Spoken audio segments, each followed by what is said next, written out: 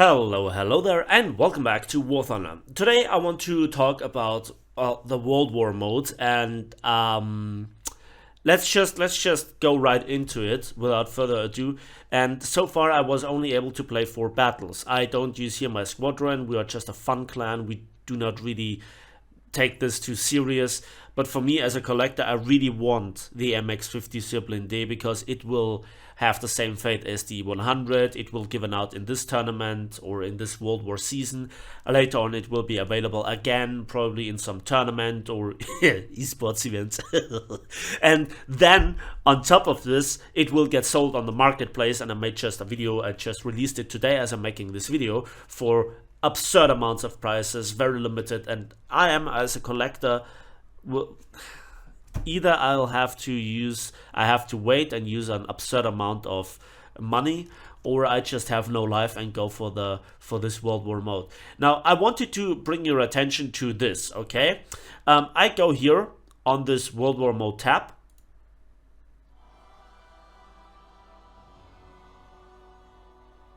And it blares in my face, defeat, defeat, defeat, defeat after defeat after defeat. And I wanted to show you this. So here in the World War, I lost every single operation. However, I won the majority of battles. Now, I have a win ratio of 75%. So if you look at this closely, I was only able to get those battles. After this, it got really late and I just wanted to go to bed. And I only had one defeat here. That was the first one where I just had no idea what I was doing. And here the World War, all of them a few minutes later, or let's say 45 minutes later, I lost the operation. Anyways, and I was just randomly trying to go here on battles. So yeah, then all battles. No active battle. Battle for a selected country, Germany. Germany is participating here in every single battle. And that's before we talk about the balance, etc, etc. But you know what?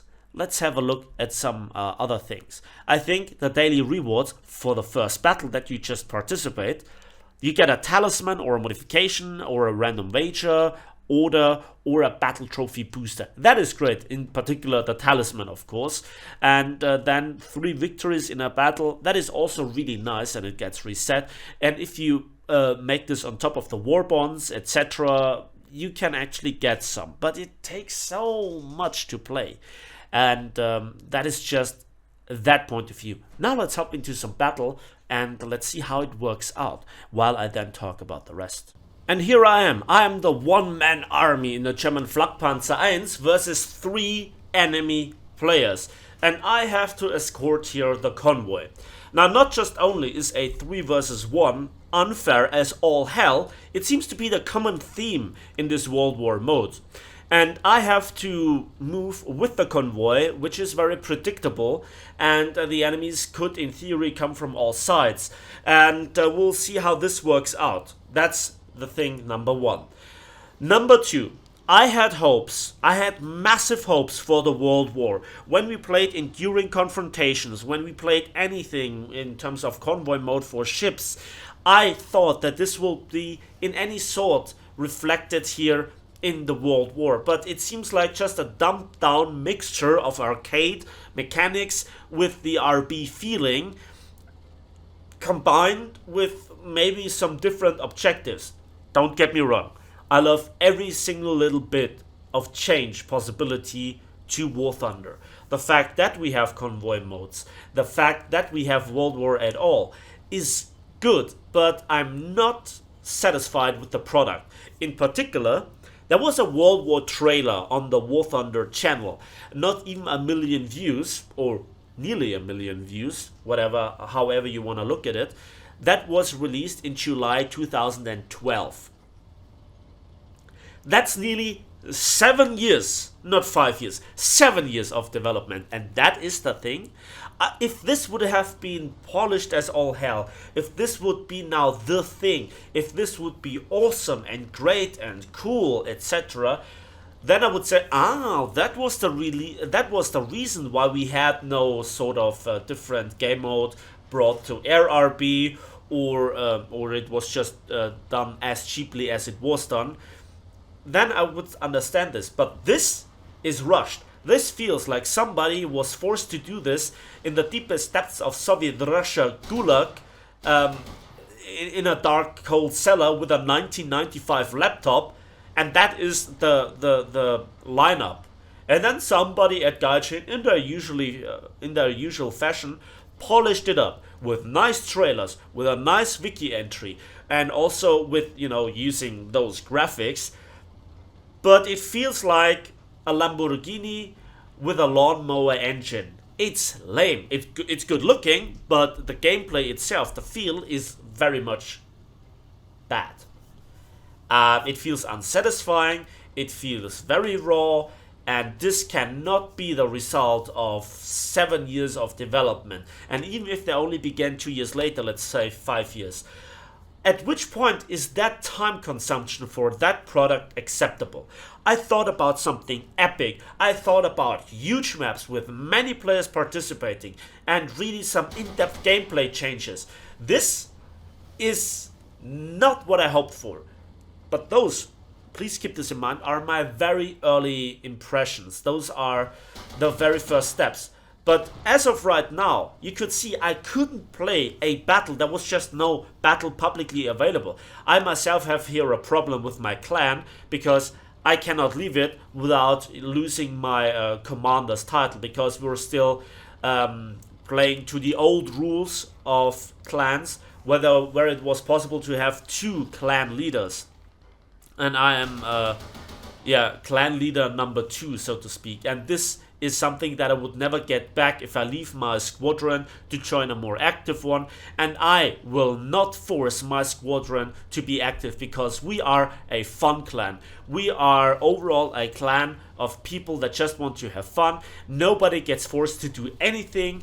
And I think I will not betray this concept, okay? And none of you is now forced to join the squadron. We are nearly full anyway, so there is that. But as a player that just wants to get the reward, the MX-50 Zeppelin D, that is just, I'm a collector. I'm not the average player. I am a tryhard, a diehard fan of War Thunder. And again, this is like an idea. Brilliant ideas get fed to the pigs, just get wasted. And then you build a little bit of hype up at the hands of Gaijin, and then you deliver this. And remember, at this point in time, I'm still the only player of my team. This is this is special. This is special. And I'm here on a Flakpanzer, getting attacked by BT-7s, by gas AA trucks, and then eventually T-34s, and I have to teach them that even a 20mm can deal with them all. But I have to follow here my convoy, and I'm not in the fastest of vehicles. I have to deal here with enemies. I have to create an ambush for the T-34, which is upcoming shortly, and I have to check the area. I have to deal with the enemies that try to sneak up. That costs me time. I'm falling back further and further. There is nobody in the front that could defend me. They could easily outflank me here if they would go to some sort of team gameplay. And I think that this is a bit of a problem, Those are very small battles, and they feel very quickly very generic. It could be done better. But again, it's my very first look at. Maybe we will see then better battles at higher battle ratings. Maybe there is stuff that I have not seen. Again, I only could play 4 battles. And, well, I think I have to give up here on the MX-50 Zeppelin D after only 1 day. That's just disheartening. That's just not great. That is not what I hoped for. And I see where Gaijin is coming from. I see their attempts to make this really nicely, but they horribly, horribly failed at this, which is discouraging. And again, you can see I need to move sidewards to use here the terrain to prepare an ambush for this T-34, and I have to disable him. And I have a very limited amount of ammunition with this tank. Okay, so I have to be really careful here. And again, you can see how much the convoy is in the front. And I still have to hunt down or to deal with this T-34. Yeah, there we go. So, this was a T-34. Can you imagine what other tanks have to worry about against the Soviet beast? All the battles that I've played on paper were highly, highly imbalanced. The planes are not equal. The tanks are not equal. And God behold, the battle where you come across a KV-1. I mean, and this is just this bitter feeling where it is okay for a KV-1 to fight those tanks that literally have massive problems and to call this historically accurate. You could say this all day long, but if you bring in historically accurate and you claim that and bring in Soviet superior numbers, but the players don't have the drawbacks that made the Germans able to deal with them, like radio communication is there, with Discord and TeamSpeak, able to do for all sides equally. The communication, the amount of information, the training, there is no discrepancy, there is no difference between the two teams that would make them up, and then also the technology advantage also lying within the Russian hands. You can imagine why every single operation that I participated in was a loss. I wonder why that is the case. And this is what we have experienced in the past with events, etc., where you just have to think about, well, how is this a thing, How is this a thing? I thought about the ground version of enduring confrontations. If you look at maps such as Volokolamsk, the 3 maps. If you look at Port Novorossiysk, the 3 different maps, to weld them together, to make an epic big battle with pushing forwards and backwards within the battle. That would have been something that I would have loved. And now, after minutes, join in progress is a thing. And 3 other guys joined here. Yes, after the most important time is already gone.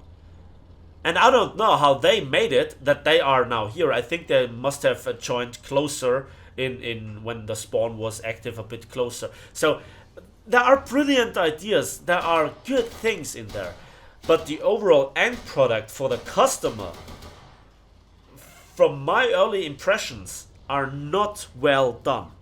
There was definitely nothing like what we could say in German, interne Generalprobe, a final internal rehearsal, a final internal test, a major test, a stress test to see, does everything work? Is this intuitive? And if it was done, then all the more appalling is this result, in my opinion. Again, a brilliant idea, seemed to be fed to the pigs. Very low budget development, I think.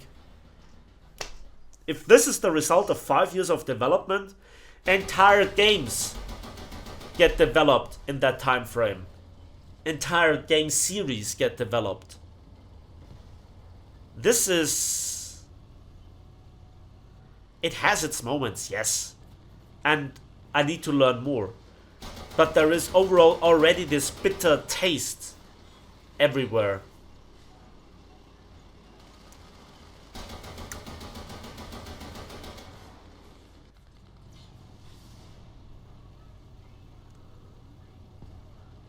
And yeah, we won, and I have no idea how.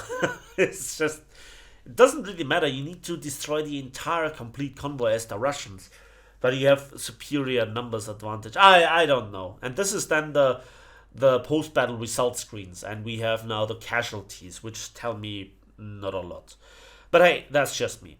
So that's my very first early impressions. I was only able to play 4 battles. There are multiple problems aligned with it. I tried my best here to get you as early information as possible, but at the moment I cannot say too much. It's more on the not so impressive side. But I still have hope that Gaijin will listen to the feedback. They have to at this moment. And it's just so generic. It's just very dumbed down, and it's not that I am a complete opponent of arcade mechanics in a realistic battle state. There is more to the gameplay. The simple gameplay is just well, the reward in terms of RP and Silverline is also so low. I won that battle for not even 5,000 Silverlines. That's not really that epic. So it's World War mode. Yeah. Oof, I'd say. Gaijin, you have to do better than this to impress me. Maybe you don't care about this. I don't know. So today I'm going out here with a little bit of feeling, and I hope I could present you something better. But again, I can't play another battle. This was everything that I was able to do. And I just, at the moment, I don't have that much time. And if I don't have that much time, I think it reflects here a little bit better the situation of many players out there. And if this is just designed for the most try-hard clans, for the most try-hard players that have no life, like, I used to not have in the past, that is... I don't know. It's overall, it's just a disappointment, and at this stage in time, I'm not really surprised. And quality control, internal testing, historical accuracy, brilliant ideas fed to the pigs. What I see in the trailers is not even remotely close to what I see in the gameplay reality. And that, as the result of somewhere between 5 to 7 years of development. Well done, Gaijin. Well done.